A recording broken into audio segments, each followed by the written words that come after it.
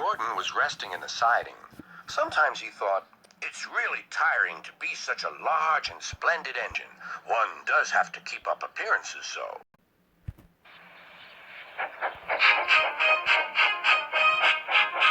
Beep, beep, beep, beep. Hello, lazy bones, whistled Henry. What cheek, spluttered Gordon. That Henry is too big for his wheels. Fancy speaking to me like that. Me, who has never had an accident. Are jammed whistles and burnt safety valves accidents? Asked Percy innocently. No, indeed. High spirits.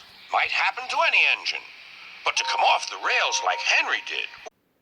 Well, I ask you, is that right? Is it decent?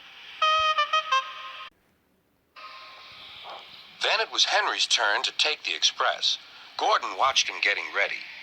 Be careful, Henry. You're not pulling the flying kipper now. Mind you keep on the rails today.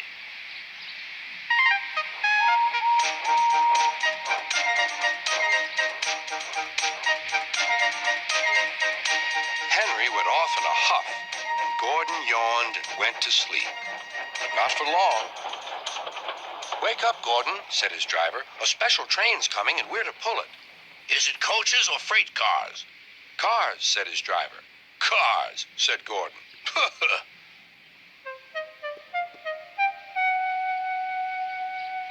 Gordon's fire was slow to start, so Edward had to push Gordon to the turntable to get him facing the right way.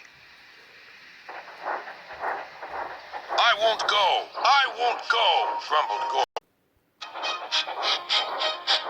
Don't be silly, puffed Edward. At last, Gordon was on the turntable. The movement had shaken his fire. It was now burning nicely and making steam. Gordon was cross and didn't care what he did. He waited till the table was halfway round. I'll show them, he hissed. He moved slowly forward to jam the table, but he couldn't stop himself and slithered into a ditch. Whoosh! He hissed. Get me out! Get me out!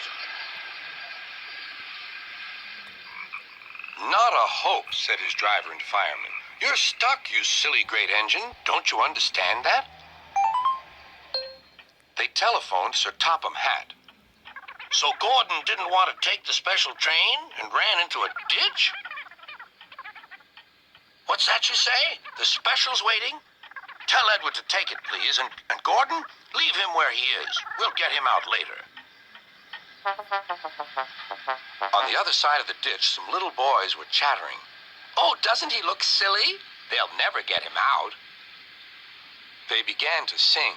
Silly old Gordon fell in a ditch, fell in a ditch, fell in a ditch. Silly old Gordon fell in a ditch, all on a Monday morning. Gordon lay in the ditch all day. Oh dear, he thought, I shall never get out. But that evening they lifted Gordon and made a road of sleepers under his wheels to keep him from the mud. Strong ropes were fastened to his back end, and James and Henry, pulling hard, managed to bring him to safety.